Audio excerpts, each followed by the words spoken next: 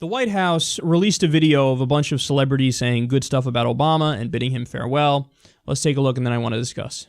When he just changed all the rules on the table in regards to Cuba with the most succinct motivation imaginable, which is what we've been doing hasn't worked, which made all the sense in the world. My Obama moment was the signing of the Paris Agreement and making the United States a leader in the fight against global warming. When I was at the UN and I heard our president say that climate change is the most important issue facing not only this generation, but all future generations, it was inspiring. For me, it was traveling with the president to schools in Boston, and the way he engaged the students was just one of those moments to see him connect like that, that I think you see throughout his presidency. The CVS experience with Michelle was pretty cool, and dancing with Barack at his birthday party. And he's a good dancer. You know, he should not get any flack for that. You're a good dancer. He's my role model, my idol, because I want to be president. When he wished Happy New Year to all the Iranian Americans, and he said Eid Shom Mubarak live on CNN.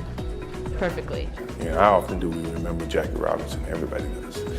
To me, he would be the Jackie Robinson of politics from my standpoint. But I have this aversion to these like fluff pieces. I can't stand the obvious propaganda when you got like the happy-go-lucky music in the background and all your favorite people, fucking Michael Jordan and Ellen DeGeneres. Like, let me tell you something about this guy. He was the best fucking president ever. And we're only saying good things here, ladies and gentlemen. We're not going to say anything that's bad. We're not going to say anything that's negative. Like, what the fuck are we doing here? What are we doing here? It's just a fucking out-and-out propaganda video. This is just a more polished version of fucking Putin on his horse with his shirt off. Like, why don't I look good? No, you don't, fucking slapstick dunce boy. Yeah, look at me with my man titties. Aren't I so attractive? No, you look like a doofus. But this is a more sophisticated version of that because you get people who are actually good at, you know, a message and video editing and all that shit. But, so I don't know, I just hate things like this. I don't even disagree with everything they said there. So the whole thing is even more cringeworthy, but... So they said, oh, you know, a Cuba agreement was a good thing. I think that's what Tom Hanks said. Totally agree. Couldn't agree more. I give Obama endless credit on the Cuba deal. It was the right thing to do. The Paris Agreement, same thing. I give him a lot of credit on that, and we should be clear to give Obama credit where he's earned it. His immigration executive order, he gets credit on that. Now, the courts have tied that up, but he was right on that immigration executive order. He's been releasing nonviolent drug offenders. He was right, and he's right to do that. He did the Iran deal. He was right. You're right to do that. So there are many areas where I'm going to say, you know what, good job, and it's better to have you in there than, you know, any fucking Republican alternative. No question about that. But here's why this frustrates me. Obama just spent over a year pushing for TPP. TPP, which, yes, would ship out more U.S. jobs, according to the Economic Policy Institute. That's not just me talking. And by the way, every other trade deal has shipped out jobs when they promised that that wouldn't happen. So why am I supposed to believe this would be any different? TPP has us cut a deal with Malaysia. Malaysia, quote, tolerates slavery. It allows Brunei in it. Brunei has Sharia law. Mr. Human Rights Defender is like, oh, let's reward a country that does Sharia. We already do it with Saudi. Why not do it with somebody else? So, but that's, of course, that's not discussed. Don't talk about TPP, job-killing TPP. Don't talk about the drone program, which has killed many civilians, and we've even gone as far as bombing Yemeni weddings, thinking it was a fucking Taliban procession or some shit. Don't talk about any of that, even though these things are war crimes. Don't talk about the fact that we're doing 7 different interventions right now, even though that's way more than even under Bush.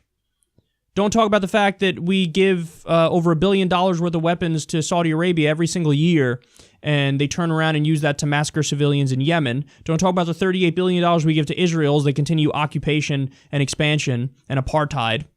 Don't talk about the increased NSA spying. Obama put that on steroids and human growth hormone. Don't talk about how Obama let Wall Street go and didn't prosecute them. Don't talk about Guantanamo Bay still being open.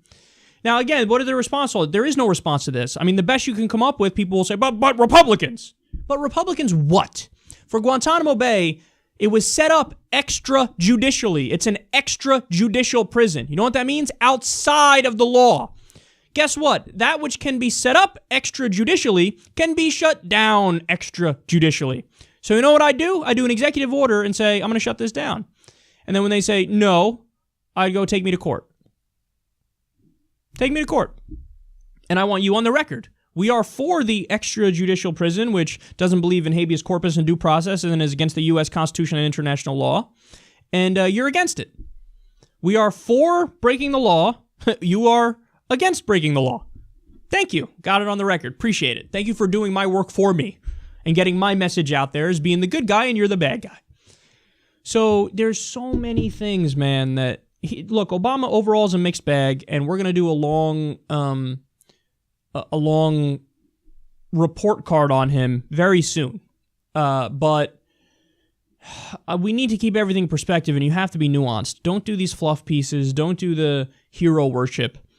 I mean, we still live in a country where 50% of the American people make $30,000 a year or less. We still live in a country where 45,000 people die every year because they don't have access to basic health care.